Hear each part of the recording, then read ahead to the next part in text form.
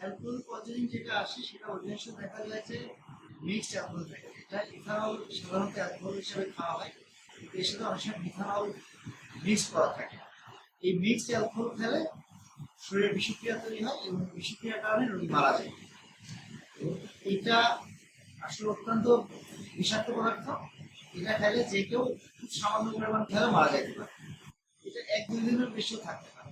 ক্রিয়ার যে অ্যাকশনটা এটা 1-2 দিনের বেশিও থাকতে পারে। এই বিষক্রিয়া হলে কেউ যদি মারা না যায়, তবুও অনেকের ক্ষেত্রে অনেক সময় দেখা যায় দীর্ঘমেয়াদী অসুস্থতা হয়ে যায়।